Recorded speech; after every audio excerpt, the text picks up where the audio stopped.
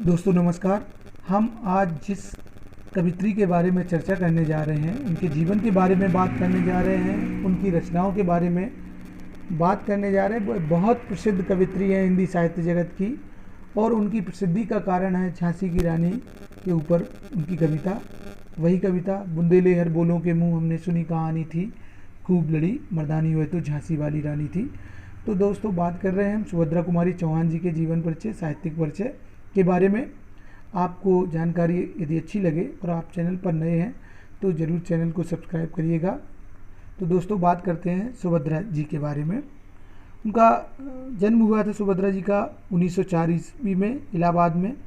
इनके पिता श्री रामनाथ सिंह जी एक अच्छे व्यक्ति थे, प्रतिष्ठित व्यक्ति थे। आपकी प्रारंभिक शिक्षा इलाहाबाद में हुई। विवाह 15 वर्ष की आयु में खंडवा निवासी ठाकुर लक्ष्मण सिंह चौहान के साथ हुआ। विवाह के साथ ही सुभद्रा जी के जीवन में एक नया मोड़ आया। राष्ट्रपिता महात्मा गांधी के आंदोलन का इनके ऊपर गहरा प्रभाव पड़ा। उनसे प्रेरित होकर ये राष्ट्र प्रेम पर कविताएं लिखने लगीं। राष्ट्र के युवक युवतियों में अपने ओजस्वी रचनाओं से स्वतंत्रता और देश प्रेम की आग फूंकने का काम किया आपने। आज़ादी के लिए आपको कई बार जेल यात्राएं भी करनी पड़ी। सुभद्रा जी सरल हृदय महिला थीं। उनका जीवन बड़ा सहज और साधारण था। आडंबर कभी उन्हें छू नहीं पाया। उनकी विचारधारा पूर्णतः राष्ट्रीय विचारधारा थी। वह हालांकि राजनीति में भी रहीं और अंततः एक मोटर दुर्घटना में उनकी 1948 ईस्वी में देहावसान हो गया। तो दोस्तों कम समय तक जीवन मिला उन्हें, मात्र 44 वर्ष की आयु में उनका देहांत हो गया। चूँकि उनका देहांत जो हुआ वो एक दुर्घटना थी।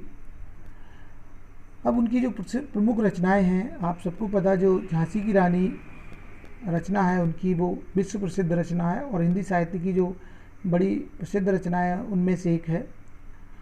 सिंहासन हिल उठे राजवंशों ने भ्रकुटी तानी थी, बूढ़े भारत में भी फिर से आई नई जवानी थी, गुमी हुई आज़ादी की कीमत सबने पहचानी थी, और दूर फिरंगी को करने की सबने मन में ठानी थी, चमक उठी सन 57 में वह तलवार पुरानी थी, बुंदेले हर बोलों के मुँह हमने सुनी कहानी थी। ये कविता पढ़ने सुनने मात्र से ही जोश आ जाता है। इसके अलावा जो उनकी रचनाएं थी कविता में, मुकुल और त्रिधारा आपकी प्रसिद्ध रचनाएं हैं।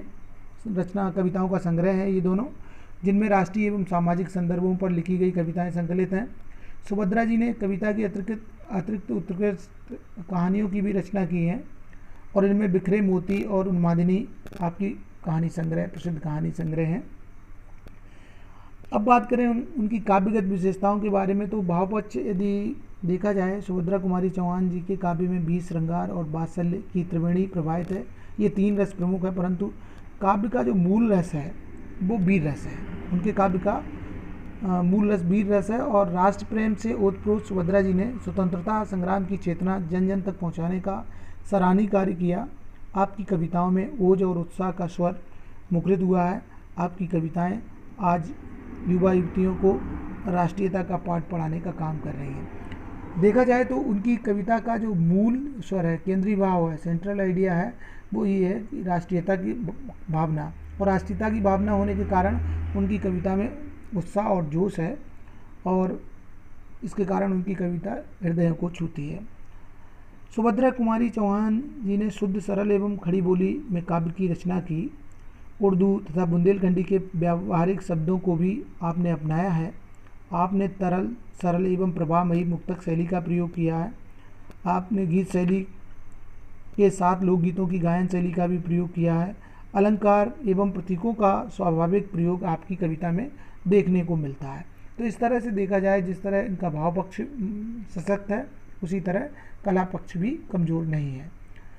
इसके बाद बात करें सुभद्रा कुमारी चौहान जी के बारे में, उनके साहित्य में क्या स्थिति थी, उनको हिंदी साहित्य में क्या स्थान प्राप्त है, उनकी रचनाएं किस तरह से पाठकों को प्रेरित करती रही हैं।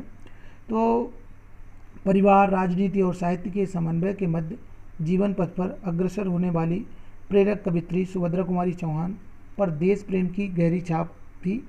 आपने समसामयिक संदर्भों को ऐतिहासिक सांस्कृतिक पुर देकर जन जागरण का जो प्रशंसनीय कार्य किया, वह हमेशा अमर रहेगा। आधुनिक काल के कवियों में सुभद्रा जी का बहुत सम्मानजनक स्थान है। साथियों, हमने सुभद्रा कुमारी चौहान जी के बारे में जो जानकारी शेयर की, बताई, चर्चा की, उनमें उनके जीवन के बारे में अल्प समय मिला, ज़्यादा लंबा जीवन नहीं मिला। इसके बाद उनकी प्रमुख रचनाओं के बारे में, और एक रचना तो बहुत प्रसिद्ध है, झांसी की रानी। इसके बाद भाव पक्ष, कला पक्ष के बारे में बात की।